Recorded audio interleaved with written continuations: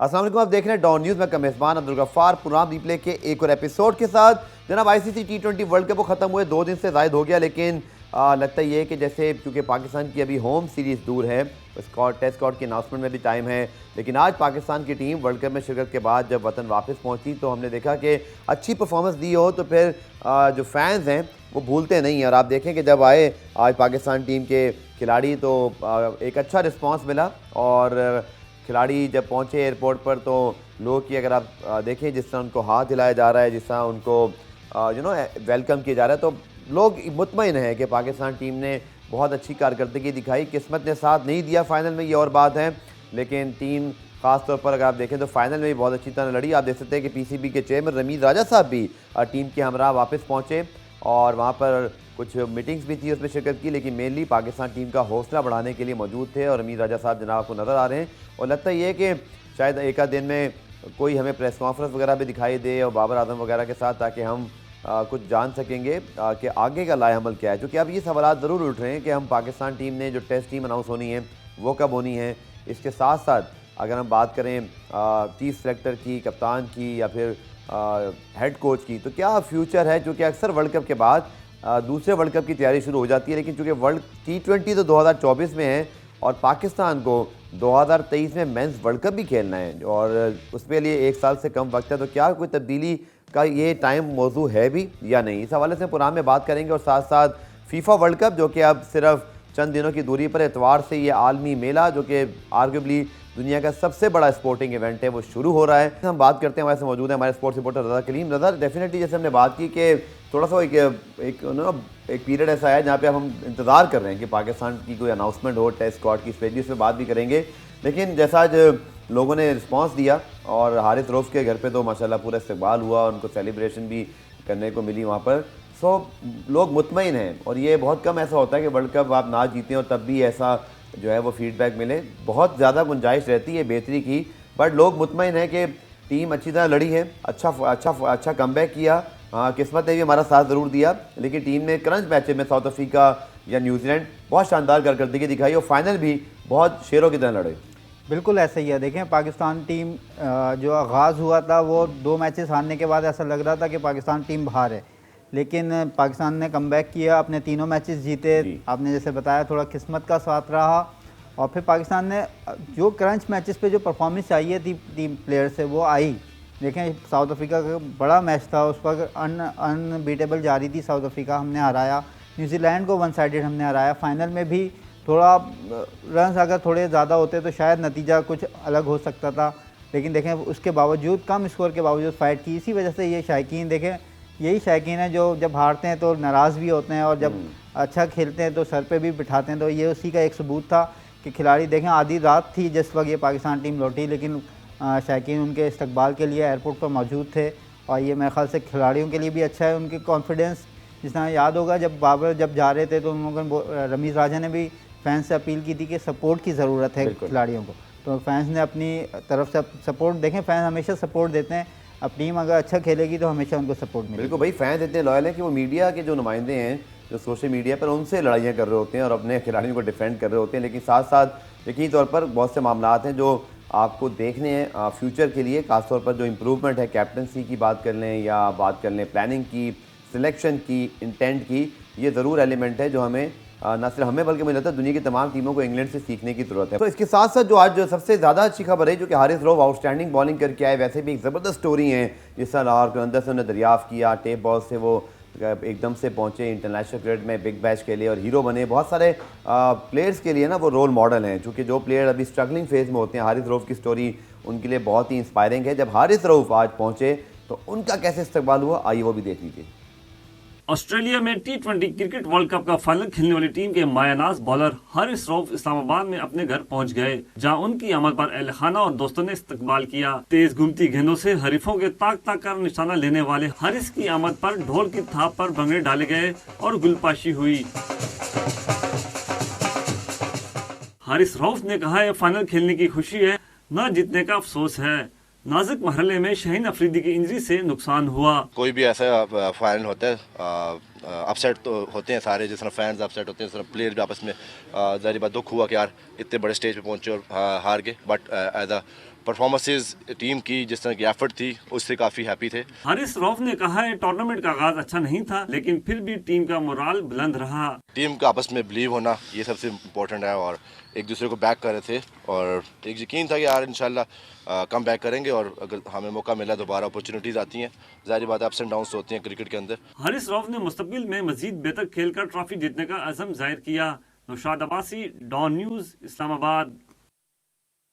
अच्छा लगा कि पाकिस्तान टीम के खिलाड़ियों को ना सिर्फ हौसला अफजाई हुई बल्कि हारिस रऊफ जो कि टॉप परफॉर्मर थे, उनकी कमिटमेंट बहुत शानदार रही, चाहे फील्डिंग हो। हम बात करें जनाब ICC T20 वर्ल्ड कप का एक रीकैप, तो जो टॉप परफॉर्मेंसेज थी जिसमें पाकिस्तान के शादाब खान भी शामिल हैं और उसके साथ साथ दुनिया के जिन प्लेयर्स ने टॉप परफॉर्मेंसेज दी। अब फ्यूचर की बात करें रजा, तो पाकिस्तान क्रिकेट बोर्ड ने जो ऑस्ट्रेलिया के खिलाफ होम सीरीज़ के लिए टीम अनाउंस की थी, तो उसमें ये लिखा गया था कि 1 साल के लिए मदीन का तकर्रुर किया गया है। फरवरी तक वो तकर्रुरी अब तक मौजूद है, बट जो खबरें आती नहीं उसके मुताबिक यही था कि वो कंटिन्यू नहीं करना चाहते। तो लगता है ऐसे जैसे इंग्लैंड और न्यूजीलैंड की जो होम सीरीज़ हैं, अब वो तो सकलैन मुश्ताक साहब करेंगे। उसके बाद आपको पता है कि हमारी लिमिटेड ओवर सीरीज़ है against New Zealand I guess after the PSL।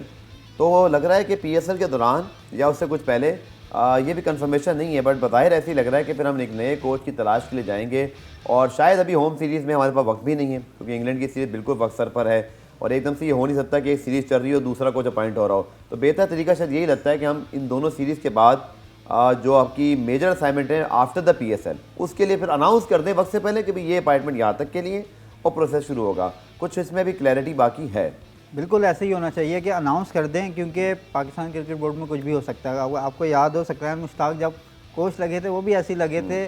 T20 world cup sir पे था, रमीज राजा ने 4 संभाला, मिसबा और वकार को अचानक से प्रेस रिलीज, अचानक से याद है वर्ल्ड कप का स्क्वाड अनाउंस हुआ था और उसके बाद अभी हम लोग पैकेजेस बना रहे थे, डिस्कशन, ये बड़ी खबर उससे पैदा निकल आई प्रेस रिलीज की सूरत में। एग्जैक्टली तो कुछ भरोसा नहीं होता है पाकिस्तान, लेकिन मेरे ख्याल से जैसा आपने बोला ऐसे फिलहाल नज़र ऐसे ही आ रहा है। सकलैन मुश्ताक अभी ये जो होम सीरीज़ है इंग्लैंड के ख़िलाफ़ और उसके बाद न्यूजीलैंड के ख़िलाफ़ जब तक तो रहेंगे। PSL में ये इसमें भी कोई वईद नहीं है कि शायद दोबारा इनको आगे कंटिन्यू कर दिया जाए, लेकिन इसके चांसेस कम नज़र आ रहे हैं क्योंकि सकलैन मुश्ताक खुद इंटरेस्टेड नहीं थे। लास्ट ईयर भी खुद इंटरेस्टेड नहीं थे। रमीज़ राजा के कहने पे जैसे आपने कहा ना कुछ पता नहीं चलता, तो अभी सकलैन मुश्ताक खुद क्या सोचते हैं ये भी बड़ा इंपॉर्टेंट मे भी कि अब वो चाहते हों, जस्ट नेवर नो। फिर PCB को ये फैसला करना है कि क्या वो उनको एक्सटेंड करना चाहते हैं। This is also very important. देखें अगर ओवरऑल रिजल्ट देखे जाएँ उनके कोचिंग में तो बहुत ज़्यादा बुरे नहीं है, लेकिन बस बात वही आती है जो क्रंच मोमेंट पे फैसले लेने होते हैं वो जो बाबर नहीं ले पाते, तो वो पवेलियन से भी वो मैसेज थ्रू नहीं होते हैं। तो ये जो मोमेंट्स आ रहे हैं मेरे ख्याल से ये लैग कर रही है पाकिस्तान की टीम। सकलैन मुश्ताक अगर वहाँ पे आते हैं और देखें थोड़ा आपको पता है डिजिटल वर्ल्ड है, मीडिया से भी इंटरेक्शन अच्छे से करना होता है, तो सकलैन मुश्ताक मेरे ख्याल से जो मीडिया से इंटरेक्शन होती है वो भी शायद उस तरीके से नहीं कर पाते। कोचिंग में बहुत बड़े बॉलर थे, इसमें कोई डाउट नहीं है। कोचिंग भी देखें इंग्लैंड की जो आज मोइन अली हैं, आदिल रशीद हैं, मेरे ख्याल से इसमें सकलैन मुश्ताक का बहुत बड़ा हाथ है, उन्होंने उनको ट्रेन किया हुआ है। पाकिस्तान की कोचिंग भी अच्छी रही थी, लेकिन पर्सनली अगर मेरा ख्याल है कि अगर आपके टीम के साथ कोई फॉरेन कोच हो और जो T20 को ज़्यादा अच्छा समझता हो, चाहे तो आप कोचिंग भी अलग अलग कर सकते हैं, टीमें अलग अलग आप देखते हैं कि इंग्लैंड की टीम जो आ रही है अभी टेस्ट खेलने में बिल्कुल अलग है, उनका कोच अलग है, कैप्टन अलग है। बिल्कुल हम ये डिसीजन क्यों नहीं ले पाते, बल्कि आप भारत को भी देखिए, बेशक उनकी परफॉर्मेंसेज ICC इवेंट में अच्छी नहीं है बट वो हर दूसरी तीसरी सीरीज़ में अपने की प्लेयर्स को आराम देकर जूनियर्स को ग्रूम करते हैं। वो अलग बात है कि ICC इवेंट में फिर वो प्लेयर आ जाते हैं वापस और फिर वहाँ भी बहस चल रही है कि अब उनको क्या करना है। शायद ये खबरें हैं कि अब फाइनली वो एक यूथ की तरफ जाना चाह रहे हैं और इस हवाले से BCCI की मीटिंग का जिक्र भी मौजूद है इंडियन मीडिया में। बट अभी आप देखें कि उन्होंने VVS लक्ष्मण को कोच बना के भेजा है, राहुल द्रविड़ नहीं गए। तो हम इतनी फ्लेक्सिबिलिटी क्यों नहीं दिखा पाते, जबकि रमीज राजा ने एक चीज़ बड़ी क्लियरली बोली थी लास्ट टाइम जब वो कराची में प्रेस कॉन्फ्रेंस कर रहे थे कि मैं सीरीज़ टू सीरीज़ करूँगा अपॉइंटमेंट्स, जिसमें मैथ्यू हडन भी हैं, आपको पता है शॉन टेट का भी by the way tenure Saqlain Mushtaq के साथ ही एंड होगा। और इसी तरह अगर आप बात करें मोहम्मद यूसुफ भी बैटिंग कोच हैं बट वो कब तक है उनका तो खैर लिखा नहीं हुआ मेरे ख्याल में प्रेस रिलीज़ में। सो हमें नहीं चाहिए कि हम भी टेस्ट की टीम जहाँ अलग है तो हम कोई कोचिंग मैनुअल, आपकी बात से मैं एग्री करता हूँ, we need very sharp minded and एक ऐसा कोच लिमिटेड ओवर्स क्रिकेट का जो हमारे वर्कलोड मैनेजमेंट, फास्ट बॉलर्स की सारी जो चीज़ें इनको डिसाइड करें। और मे बी आपका कोई और एक पाकिस्तानी कोच शायद आपकी टेस्ट टीम के साथ भी रहे। एग्जैक्टली देखें रमीज़ राजा बहुत अच्छे क्रिकेटिंग माइंड है। उन्होंने अभी तक जितने भी फैसले किए हैं उन्होंने डोमेस्टिक जो कॉन्ट्रैक्ट्स हैं बहुत अच्छे, उनकी मेरे ख्याल से चेयरमैनशिप में जितने फैसले हुए हैं बहुत अच्छे हुए हैं। जो टीम के हवाले से रमीज़ राजा की एक थ्योरी है कि भाई क्रिकेट कोई भी हो, क्रिकेट उसी तरीके से खेली जाती है, लेकिन अब मेरे ख्याल से ऐसा नहीं है, क्रिकेट बहुत चेंज हो गई है। तो शायद रमीज़ राजा भी अब समझेंगे, उन्होंने एक टाइम दिया था वर्ल्ड कप तक का, आपके परफॉर्मेंस अच्छी आई हैं, लेकिन अगर आप कंपेयर करें दुनिया के साथ, देखें इंग्लैंड की टीम ने 2015 में क्रिकेट खेलना शुरू की थी, अब जाके उनको उसके नतीजे मिलने लगे हैं। तो मेरे ख्याल से दुनिया के साथ कदम से कदम मिलाने के लिए आपको हमेशा आगे बढ़ना चाहिए, आगे का सोचना चाहिए। ये भी कुछ खबरें जारी बात डिस्कशन में है बाबर आजम के हवाले से गो कि अगर आप देखें तो उनकी कप्तानी संभालने में एक जो सबसे बड़ा हमें एक मेजर खदशा था सबको कि शायद उनकी परफॉर्मेंस में फ़र्क पड़े, लेकिन वो overall he is actually improving. उनकी टेस्ट की परफॉर्मेंस पहले से बेहतर हुई है, वनडे के तो हमेशा से वो क्लास ले रहे हैं और T20 में भी वो रैंकिंग्स में रहे हैं। बट अगर आप ओवरऑल टीम के नतीजे देखें तो आप T20 वर्ल्ड कप के सेमीफाइनल में पहुंचे, एशिया कप का फाइनल खेला और आप फिर फाइनल अब खेलें और फाइनल में भी आपकी टीम लड़ती हुई दिखाई दी और 138 रन की आदत के ताक़ुब में भी इंग्लैंड की टीम बुरी तरह मुश्किलात से दो चार थी। सो डू यू थिंक जो ये डिबेट है कैप्टनसी चेंज की ये होनी चाहिए, चूँकि अगले साल फिर आपका वर्ल्ड कप है और उसमें 11 महीने भी नहीं रहे, तो आप इतने जल्दी तो किसी को टाइम दे नहीं सकते। तो क्या ये मुनासिब नहीं होगा कि हम एटलीस्ट हम अगले वर्ल्ड कप तक इस डिसीजन को होल्ड करें और बाबर को तमाम जो पावर्स हासिल हैं वो उसका दोबारा उसको अप्लाई करें और शायद थोड़ा और ज़्यादा अच्छी प्लानिंग के साथ अच्छे रिजल्ट की तरफ जाएं? देखें मेरे ख्याल से तो बाबर को बिल्कुल चेंज नहीं करना चाहिए, क्योंकि जैसे आपने बता दिया उनके कैप्टनसी में नतीजे अच्छे रहे। और दूसरी बात होती है आपके कैप्टन पे प्लेयर्स का एतमाद कितना है। आप देखें टीम जो है वो बाबर को बैक करती है, टीम जेल नज़र आती है, लड़ती भी नज़र आती है। बाबर के अंडर टीम एक यूनाइटेड है। देखें हम पाकिस्तान में हमने बहुत देखी है, ग्रुपिंग बहुत देखी है, लेकिन इस टीम में शायद अंदर कुछ हो लेकिन बाहर नज़र नहीं आता, टीम लड़ती भी नज़र आती है। तो मेरे ख्याल से कैप्टनसी में उसकी फ्लॉज हो सकते हैं, गलतियां हैं। जब भी देखें हम फाइनल में आके हार रहे हैं, गलतियां इसीलिए हार रहे हैं। अगर इसको इम्प्रूव करेंगे तो आगे पाकिस्तान जीतेगा भी, लेकिन उसको हटाना मेरे ख्याल से बहुत बड़ी गलती होगी, क्योंकि वो अच्छा कर रहा है। अगर ऐसी थोड़ी परफॉर्मेंस के बाद आप हटाते रहेंगे तो आपकी टीम कभी भी सेट नहीं हो सकती, कभी भी नहीं बन सकती। तो मेरे ख्याल से बाबर को कंटिन्यू करना चाहिए। हाँ, उसके साथ एक बंदा ऐसा होना चाहिए जो उसकी गलतियों की निशानदेही करे और फिर वो उस पर काम करे। तो मेरे ख्याल से अगर वो ही करेगा तो आगे और ज़्यादा सक्सेसफुल। अब इसमें सबसे इंपॉर्टेंट चीज़ जो अब अगला टास्क है, जो कि वर्ल्ड कप की आई थिंक अख्ताम हो गया, टीम भी आ गई, इस्तकबाल भी हो गया, और अब लोग बात कर रहे हैं एक तो इंग्लैंड और पाकिस्तान की सीरीज़ की। इंग्लैंड की टीम को 27 नवंबर को रावलपिंडी पहुंचना है। रावलपिंडी टेस्ट पर कुछ खदशात बरकरार हैं, लेकिन अभी तक कोई ऑफिशियल डिसीजन नहीं हुआ। मुमकिन तौर पर कराची में टेस्ट वो शिफ्ट किया जा सकता है, ये सियासी हालात पर डिपेंड करेगा और अभी कुछ दिन बाकी है मेरे ख्याल में। PCB शायद 2-4 दिन और देखेगा क्या सूरत हाल बनती है। बट अदर टेस्ट स्क्वाड के अनाउंसमेंट के हवाले से तो यही खबरें आ रही हैं कि अगले वीक उसको होना है अनाउंसमेंट, और आई थिंक शाहीन शाह अफरीदी का ना होना। और ये भी खबरें आ रही हैं, ये आज मौजूद हैं कि शाहीन की इंजरी पर जो PCB ने एक स्टांस लिया है, सूरत हाल उसके बरक्स है। अब ये खबरें आपको पता है जब आती हैं तो इनकी कोई ना कोई बेस ज़रूर होती है। तो क्या हम फिर कोई गलती तो नहीं करने वाले? शाहीन शाह अफरीदी चाहे बज़ाहिर भी ठीक लग रहे हैं, बट हमें कोई रिस्क नहीं लेना चाहिए, हमें उनको बिल्कुल रेस्ट कराना नहीं चाहिए, जिस तरह हमने वर्ल्ड कप में रिस्क लिया, जो ऑलमोस्ट हमारे लिए वर्क किया। उनकी परफॉर्मेंस अच्छी थी, उन्होंने दिन बाय दिन इम्प्रूव किया था। बट अगेन ये चीज़ सूरत हाल पैदा हुई, हमें क्या सीखना चाहिए? देखिए सबसे पहले तो जिसमें आकिब जावेद ने भी एक बात कही है कि अकाउंटेबिलिटी होनी चाहिए, कि भाई ये जो आपके टीम के साथ जो डॉक्टर हैं, कि शाहीन का केस बहुत बुरी तरीके से मिसहैंडल हुआ है। ये जुलाई में इंजर्ड हुआ था शाहीन, और अभी जाके नवंबर का एंड आ रहा है, लेकिन अभी तक अगर उसके साथ मसले मसाइल चल रहे हैं तो कहीं ना कहीं तो मिसहैंडलिंग हो रही है ना। तो मेरे ख्याल से इस चीज़ को भी देखना चाहिए। और दूसरा, बिल्कुल आप सही बोल रहे हैं, पहले भी जल्दबाजी की गई, चले वर्ल्ड कप था, इंपॉर्टेंट प्लेयर था, उसने परफॉर्मेंस दी, लेकिन अब थोड़ा वक्त है, मेरे ख्याल से उसको लंबा आराम देना चाहिए। जब तक प्रॉपर सेट नहीं हो जाता उसको नहीं लाना चाहिए, क्योंकि हमने बहुत प्लेयर्स के साथ देखा, फास्ट बॉलर के साथ एक बार नी का मसला हो जाए तो उसको रिकवर होने में बहुत नी का मसला सबसे ज़्यादा रहा है शोएब अख्तर के साथ। अभी भी उन्होंने बल्कि अपना ऑपरेशन करवाया ऑस्ट्रेलिया में, उन्होंने बहुत इंजेक्शन लगा के पूरी ज़िंदगी खेला है, वो खुद कहते हैं। बट वो कहते हैं कि आपने जब डिसीजन ले लिया हो कि आपने रिस्क लेना है, तो ऐसी सूरत हाल में शाहीन को किसी भी तरह कंटिन्यू करना चाहिए था। लोग खैर इसको ज़्यादा इस बात पर वो नहीं कर रहे, लेकिन उनका बेसिक पॉइंट खैर ये ज़रूर है कि बाद में इंजरी भी वो आप खुद कह रहे हैं कि इतनी सीरियस नहीं थी। दूसरा, आपने खुद रिस्क लिया है कि आप उनको खिलाएं, तो ऐसे में नुकसान तो खैर पाकिस्तान का कहीं ना कहीं होना ही था, और वो अनफॉर्चुनेटली वो लम्हा बिल्कुल उस वक्त पे आया जब वर्ल्ड कप आपका ऑन द लाइन था, और अनफॉर्चुनेटली फिर इंजरी भी इस तरह की हुई, और मेरे ख्याल में टीम मैनेजमेंट का रिएक्शन नेचुरल था।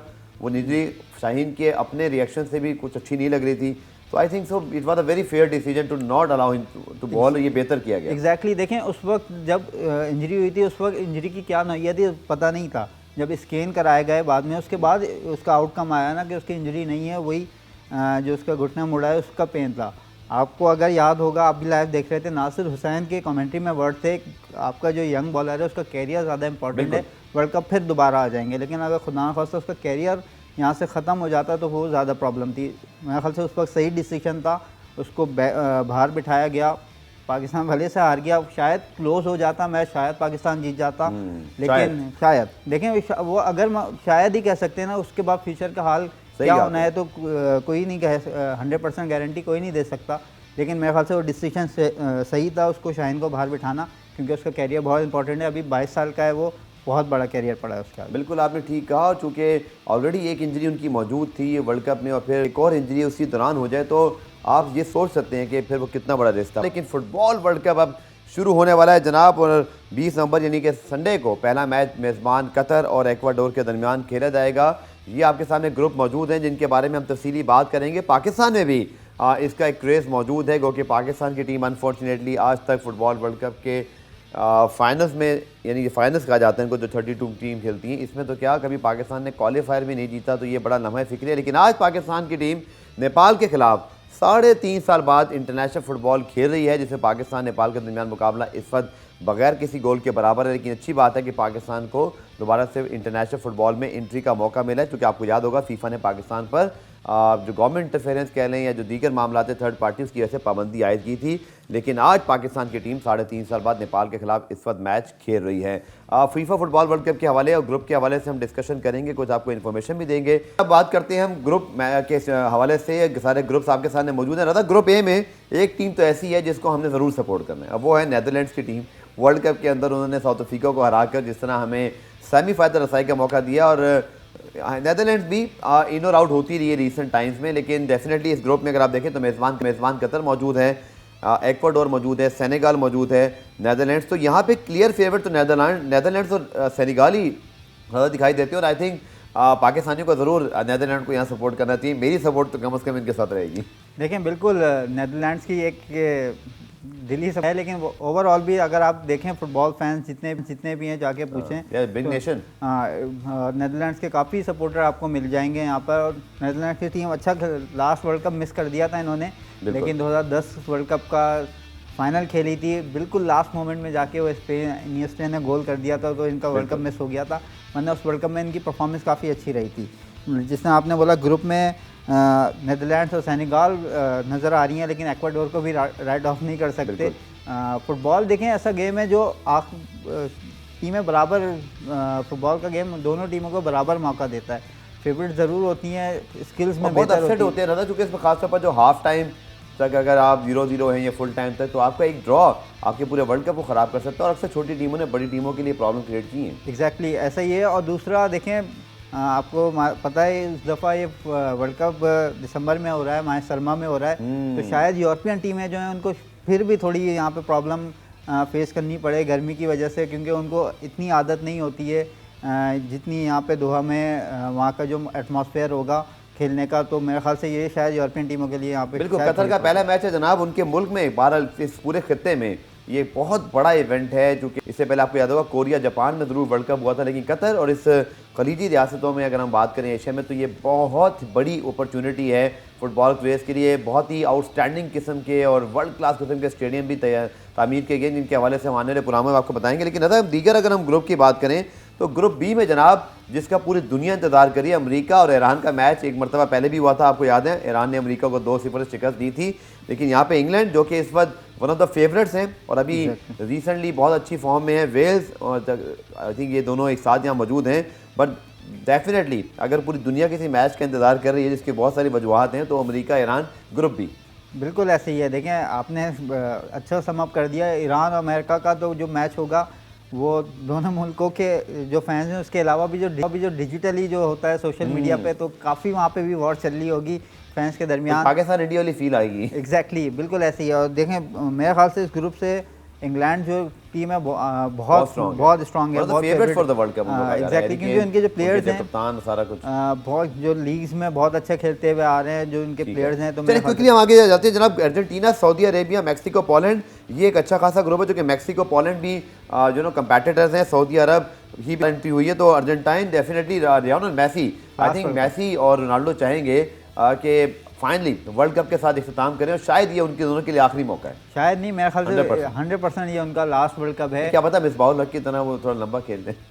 बहुत मुश्किल है मेरे ख्याल से अनाउंस भी कर चुके हैं कि ये मेसी ने तो अनाउंस कर दिया है उनका आखिरी वर्ल्ड कप है। मेरे ख्याल से आखिरी वर्ल्ड कप होगा, क्योंकि एज के इस हिस्से में मुझे नहीं लगता कि अगले वर्ल्ड कप तक वो। चलिए ग्रुप डी में पहुंचते हैं जनाब। वर्ल्ड चैंपियन फ्रांस, जो कि बहुत स्ट्रॉन्ग है, लेकिन उनके 2-3 प्लेयर्स इंजर्ड भी हो गए, लेकिन यहाँ ऑस्ट्रेलिया, डेनमार्क, ट्यूनिस भी मौजूद हैं। लगता है रज़ा आपको कि फ्रांस के जो खिलाड़ियों की इंजरीज हुई हैं इससे फ़र्क पड़ेगा, लेकिन स्टिल एक बहुत बड़ी फोर्स है और इनको बहुत अभी भी हाई रेट किया जा रहा है। आई थिंक अपनी दिफा के लिए तैयार दिखाई देते हैं। देखें, फ्रांस की सबसे बड़ा जो की प्लेयर है उनका करीम बेंजेमा है, उसके लिए बहुत अच्छा साल गया है। उसने बैलन डी और अवार्ड भी जीता है, तो उसने मेरे ख्याल से फुल फॉर्म में है, तो मेरे ख्याल से उसका फ्रांस को एडवांटेज होगा। चलिए जी, आज के हमने एपिसोड में 4 ग्रुप्स की बात की, लेकिन आने वाले एपिसोड में हम सारे ग्रुप्स की बात करेंगे और मजीद फुटबॉल एक्सपर्ट्स को भी बुलाएंगे, क्योंकि अब सारी नज़र हमारी भी फुटबॉल वर्ल्ड कप पर है। इतवार को जब ये मेला शुरू होगा तो मुझे लगता है वही क्रेज़ होगा पाकिस्तान में भी जो फुटबॉल वर्ल्ड कप से पहले क्रिकेट वर्ल्ड कप के लिए था। क्योंकि पाकिस्तान की टीम नहीं खेल रही,